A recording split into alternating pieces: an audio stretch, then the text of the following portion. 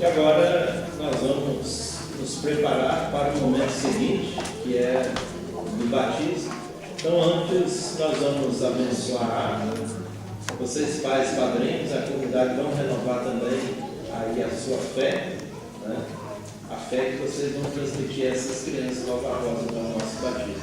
Então, agora nós vamos suplicar a Deus, né, a bênção para esta água, a água que será utilizada aí no batismo dessas crianças. Então nós vamos pedir a Deus.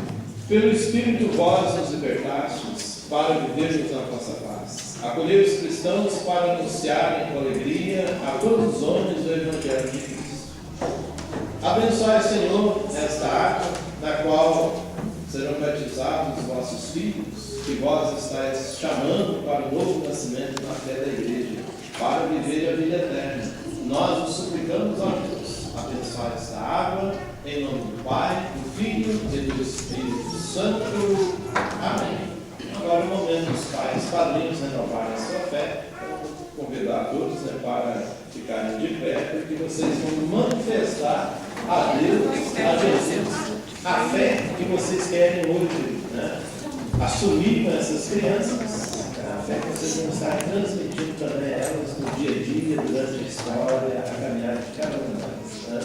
Agora nós vamos pedir a Deus, em seguida vocês vão renovar.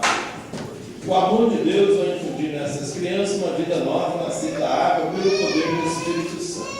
Animados pela fé, se vocês estão dispostos a assumir essa responsabilidade, renove as promessas do seu batismo, renunciando ao pecado e proclamando a fé em Jesus Cristo. Após cada oração, vocês vão dizer: renunciamos. Para viver no caminho do amor e na liberdade dos filhos de Deus, vocês renunciam ao demônio? Renunciamos. Para viver como irmãos, vocês renunciam a tudo aquilo que desune? Renunciamos. Agora, a profissão de fé, a resposta será: cremos. Vocês creem em Deus Pai Todo-Poderoso, Criador do céu e da terra? Cremos. Creem vocês em Jesus Cristo, seu único Filho, nosso Senhor, que nasceu da Virgem Maria, foi amparado por São José, que padeceu e foi sepultado, que ressuscitou dos mortos e subiu aos céus? Cremos.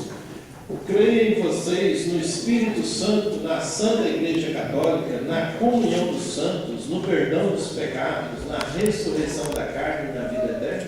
Cremos. Essa é a nossa fé, que da Igreja recebemos e sinceramente professamos, razão de nossa alegria em Cristo Jesus.